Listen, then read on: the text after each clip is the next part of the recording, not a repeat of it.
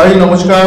प्रभाग 10 नरखेड आपल्याला इथून भारतीय जनता पक्षातर्फे उमेदवारी मिळाली आहे. जनतेसमोर आपण कोणत्या मुद्द्यावर आपण लढा द्यायला आणि रिंगणात उतरलेले आहात, काय सांगाल?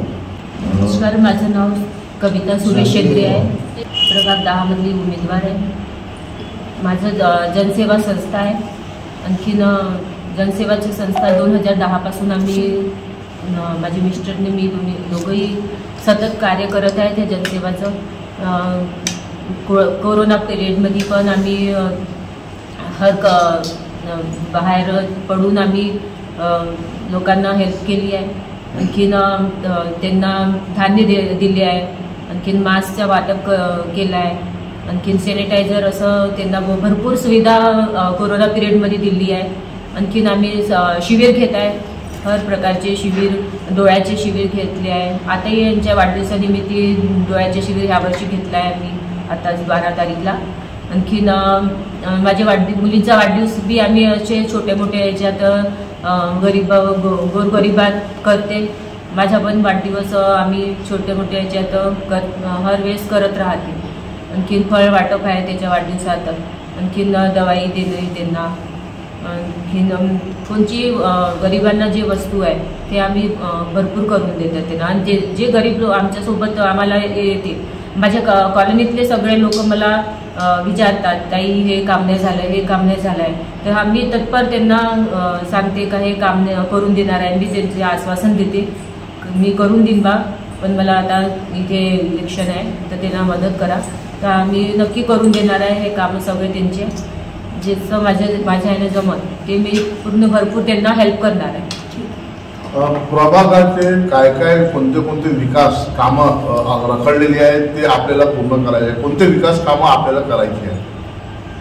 आमच्या प्रभाग नंबर 10 त्याच्यात रमणा येते. खूप गोरगरीब, खूपच गोरगरीब आहे तिथे. जसं का एकदम शेतात जाणं आहे, त्यांना शेतातून वापस येणं आहे, बस त्यांचं हेच दिनचर्या आहे. आणखीन कोणचीच दिनचर्या नाही आहे त्यांची.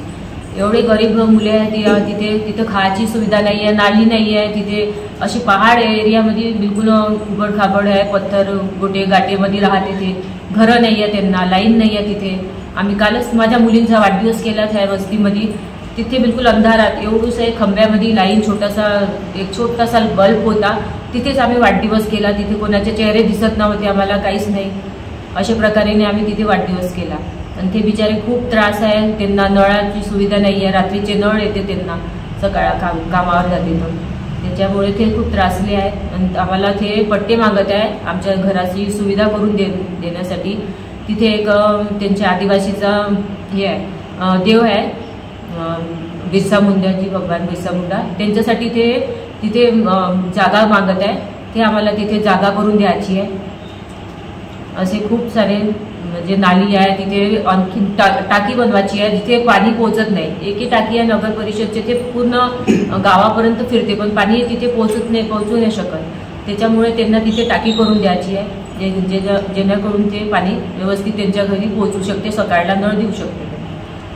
अशाच महिलांना आपल्याला त्यांच्यासाठी रोजगार उपलब्ध करून द्यायचा तर कसं द्याल? त्यांना गटाच्या मार्फत त्यांना आम्ही रोजगार उत्पन्न करून देते. आमची गट आहे, 4-5 गटाची महिलांसोबत मी भेटली आहे. त्यांना ते म्हणत होते का आम्हाला काहीतरी करून द्या गटाच्या मार्फत, तर उद्योगधंदा काहीतरी आणा आमच्या इथे, काही कंपनी आणा, काही आणा, आम्ही लागू शकते बा. आमची मुले बाहेर जाते, खूप उशीर होऊन जाते त्यांना यायला. आम्ही वाट पाहत राहते, आईचं आहे वाट पाहायला, तर त्याला आम्हाला खूप त्रास होते. तर आम्ही इथेच काहीतरी कंपनी खोलून द्या, काही करून द्या आम्हाला, का जिथे जाऊन आम्ही इथेच धंदा करून इथेच राहू आणि आमचे लेकरं इथेच मोठे होईल आमच्या डोळ्यासमोर. इथे शाळा नाही आहे, इस्पितळ नाही आहे, महिलांना इस्पितळ नसल्यामुळे खूप त्रास होतो. अशासाठी आपण काय उपाययोजना करणार?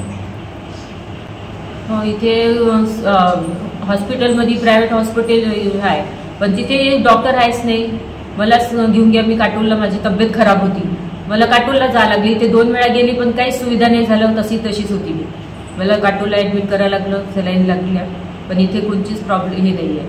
चरण भाऊच्या माध्यमातून इथे जे रुग्णालय मोठं जग करणार आहे तिथे आम्ही सगळे जे काही रुग्णालय बनणार आहे इथे जे प्रॉब्लेम आहे डायलिसिसचा, आणखीन लेडीज प्रॉब्लेम आहे जिथे लेडीजसाठी डायलिसिस मॅडम नाही आहे, इथे हर प्रकारचे डॉक्टर नाही आहे इथे.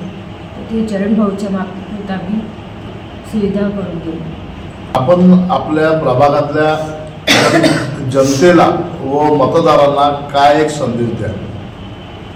मी आपल्या प्रभाग 10 मधून जनतेला हेही आवाहन करणार आहे की आपले सन्माननीय देवेंद्र भाऊ, सन्माननीय चरणसिंग ठाकूर, पालकमंत्री बावनकुळे साहेब, इथून आम्ही तुम्हाला BJPचा जे झेंडा आहे ते रोवून टाकू आम्ही, आणि आम्हाला जेवढा फंड आहे ते द्या आम्हाला. आम्ही इथे नक्कीच कार्य करू, आणखीन आपल्या गावाला प्रगती दाखवू. यांच्या माध्यमातून आम्ही विकास घडून आणू. याच्यासाठी आम्हाला भरपूर सहयोग द्या, भरपूर मतांनी निवडून. धन्यवाद.